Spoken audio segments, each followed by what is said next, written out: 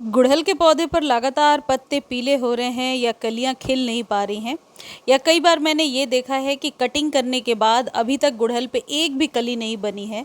वो पौधे जो बिल्कुल भी फ्लावरिंग नहीं कर रहे हैं, जैसे आप लोगों की क्वेरीज से पता चला है कि मेरे गुड़हल पर 2 साल या 3 साल से बिल्कुल एक भी फूल नहीं खिले। तो आज के वीडियो में सिर्फ ऑर्गेनिक चीज़ें बता रही हूँ जो करीब करीब सभी के घरों में अवेलेबल है। इसके इस्तेमाल से निश्चित तौर पर कलियाँ बनेंगी ही बनेंगी। भले ही इसको बनाने में थोड़ा सा आपको कॉन्शियस रहना पड़ेगा, जो लोग वर्किंग हैं उनके लिए थोड़ा टफ हो जाता है ऑर्गेनिक खाद को इस्तेमाल करना, लेकिन एक बार इस्तेमाल करके देखिए। गुड़हल के लिए मैं 110% गारंटी से कह रही हूँ कि ये आपके पौधे पर कलियों को खिलाने में मदद करेगा। और या फिर जो हाइब्रिड का पौधा है वो अब इस तरीके से कलियां निकलने के बाद सूख रही हैं। हाइब्रिड यदि आपके पास है तो उनमें भी ये खाद डालिए, बरसातों के बाद हाइब्रिड में भी बहुत अच्छी फ्लावरिंग होने लगेगी। सबसे पहले आपको इसके लिए क्या करना है, आपको लेने हैं केले के छिलके। ये भले ही बहुत लोगों को मालूम है, लेकिन जो न्यू गार्डनर हैं उनके बहुत सारे क्वेरीज हैं कि कितने केले के छिलके लेने हैं या फिर इससे कहीं फंगस तो क्रिएट नहीं होगा। बिल्कुल भी फंगस क्रिएट नहीं होता है। केले के छिलकों को 2 तरीके से आप इस्तेमाल कर सकते हैं, एक तो लिक्विड बनाकर और दूसरा ड्राई फॉर्म में। एक गमले पर आपको 3 से 4 केले के छिलके का हिसाब रखना है। लिक्विड फॉर्म में यदि आप दे रहे हैं तो इसे रात भर पानी में भिगो कर रखिए। मान लीजिए 5 गमले के लिए हम इस्तेमाल कर रहे हैं तो कम से कम 1 लीटर पानी लीजिए और उसमें ये 4-5 इस तरीके से भिगो कर रखिए। 24 घंटे तो ज़रूर रखिए, जैसे ये आप देख रहे हैं। अब इसको अगले दिन डायरेक्ट ना दें, आप नॉर्मल वाटर मिला लें थोड़ा अपने अंदाज से, जितने आपके गमले के रिक्वायरमेंट है। जैसे ये आधा मग मैंने पानी लिया है, ऐसे ही पानी मिला करके और फिर इस्तेमाल करें। देखिए 3 से 4 बार जब आप यूज़ कर चुके होंगे तो रिज़ल्ट खुद ब खुद आपको दिखेगा। और जो केले के छिलके हैं उनमें वापस पानी डाल के रख दीजिए। 3 से 4 दिनों बाद आप रिपीट कीजिए। मतलब गुड़हल के पौधे पर मैंने देखा है कि इससे अच्छी कोई औषधि नहीं है। यदि आपके पास टाइम नहीं है तो अभी गुड़हल पे सिर्फ वर्मी कंपोस्ट दीजिए और 1 चम्मच पोटाश दे दीजिए, तब भी गुड़हल पर बहुत अच्छी फ्लावरिंग होने लगेगी। लेकिन यदि आप बहुत ऑर्गेनिक चीज़ों का सहारा लेना चाहते हैं तो ये बनाना पील वाले फर्टिलाइज़र को आप ज़रूर लिक्विड फॉर्म में इस्तेमाल कीजिए। इसका जो दूसरा तरीका है इस्तेमाल करने का वो और भी ज़्यादा ईजी है। इसको आप स्टोर करके भी रख सकते हैं। देखिए ये बनाना पील्स और ऑरेंज पील्स को आप इस तरीके से सुखा लीजिए। 3 से 4 दिनों में ये ड्राई हो जाएंगे। इतना ड्राई हो चुका है कि हाथ से ही टूट रहा है ये। इसको फिर आप पाउडर बना लीजिए। एक बार ग्राइंड करेंगे और ये बहुत फाइन पाउडर आपको बनाने की ज़रूरत नहीं है, सिर्फ डस्ट कर लेना है, जैसे मैं आपको ये करके दिखा रही हूँ। एक बार मिक्सर में इसे घुमाएंगे और आपके मिक्सी पर कोई इससे प्रेशर भी नहीं पड़ेगा। सिर्फ मिट्टी वगैरह इसमें नहीं जाना चाहिए, मिट्टी जाने पर ये ख़राब हो जाता है, फिर आपका मिक्सर ग्राइंडर ख़राब हो सकता है।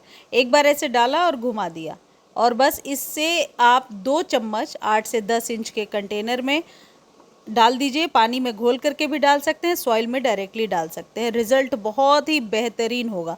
आप चाहें तो इसे सुखा करके ऐसी पाउडर बनाकर स्टोर करके रख सकते हैं। 3 से 4 दिनों में रिज़ल्ट दिखने लगेगा। दूसरी जो चीज़ है जो आपको मंथ में एक बार इस्तेमाल करना है, और पोटेशियम का बहुत अच्छा स्रोत है और गार्डनिंग में इसका इस्तेमाल कई सालों से होता रहा है, और ये है कॉफ़ी। किसी भी प्रकार के कॉफ़ी को ले सकते हैं, कोई भी ब्रांड हो सकता है। बस ये इतना ही लेना है 3 गमलों के लिए। ये देखिए छोटे चम्मच से आप समझ लीजिए आधा चम्मच है ये, और इसे पानी में घोल करके गमले में डाल देना है। इसे स्प्रे करने की ज़रूरत नहीं है, इसको डायरेक्टली गमले में डालिए। ये आधे लीटर का बॉटल है जिसमें मैं इसको घोल रही हूँ, और 3 गमलों पर ही आसानी से आप दे देंगे। इसी से वाटरिंग नहीं करना, ये जस्ट औषधि के रूप में यानी खाद के रूप में ही देना है। लेकिन कॉफ़ी के इस्तेमाल से आपके जो गुड़हल का पौधा है उस पर फ्लावरिंग निश्चित तौर पर तेज़ हो जाती है। इसको मंथ में एक बार दीजिए, इसे बार बार रिपीट करने की ज़रूरत नहीं होती है। अगली जो चीज़ है जो आप इस्तेमाल कर सकते हैं वो है लेमन पील्स के फर्टिलाइज़र। जिसको इस्तेमाल आप दो तरीके से कर सकते हैं और दोनों ही बेहतरीन तरीका है, इसको आप ज़रूर इस्तेमाल कीजिएगा। देखिए, इसमें आप लोग कंफ्यूज ना हो, ये ना सोचे कि 3 खाद बता दिया तो कब इस्तेमाल करना है। आज मान लीजिए बनाना पील वाला फर्टिलाइज़र दे दिया तो 2-3 दिनों के बाद लेमन पील वाले फर्टिलाइज़र को यूज़ कर सकते हैं। और कॉफ़ी तो मंथ में एक बार आपको देना है। ये जो लेमन पील का फर्टिलाइज़र है, ये आपके पौधे पर जिनके यहाँ स्लग्स वगैरह की प्रॉब्लम हो रही है, चींटियों की प्रॉब्लम हो रही है, तो सीट्रस स्मेल से चींटियाँ वगैरह तो भागती ही हैं, साथ ही साथ ये मिट्टी में बहुत जल्दी आप यूँ कह सकते हैं घुल मिल जाता है। कंपोस्टिंग भी इससे आप कर सकते हैं, यानी लेमन पील्स को कट करके यदि आप सॉइल में दबा देते हैं तो नेचुरली कंपोस्ट तैयार हो जाता है। इससे एक चीज़ और होती है कि सिट्रस जो इसकी तासीर है, इस वजह से आपके पौधे को एसिडिक मिट्टी मिल जाती है और फ्लावरिंग की संख्या बढ़ जाती है। यदि आपके पौधे पर जो जैसा आप लोग लिख रहे थे कि बहुत ज़्यादा मीलीबग्स हैं, बहुत ज़्यादा चींटियाँ हैं, तो ये जो ट्रीटमेंट करके बता रही हूँ इसको आप करके देखिएगा, निश्चित तौर पर फ़ायदा करेगा। आपको आधे लीटर के स्प्रे बॉटल में कम से कम 10 ड्रॉप जो है आपको लेमन जूस के ले लेने हैं। इसका स्प्रे करना है, इस बात को ध्यान रखिएगा। ये उनके लिए है जो बहुत ज़्यादा मिलीबग्स की प्रॉब्लम से जूझ रहे हैं या फिर जिनके यहाँ बिल्कुल फ्लावरिंग नहीं हो रही है। जैसा शुरू में मैंने बताया कि पौधे को कट तो किया था, उसके बाद एक भी कली नहीं बनी है। खाने वाला सोडा जो होता है, कुकिंग सोडा, वो आपको हाफ स्पून के करीब ले लेना है। ये 8 से 10 गमलों के लिए बहुत आसानी से स्प्रे तैयार हो जाएगा। बेकिंग सोडा का इस्तेमाल गार्डनिंग में बहुत सालों से होता रहा है और कई बार तो मैंने खुद ही बताए हैं और रिज़ल्ट हमेशा बेहतर मिला है।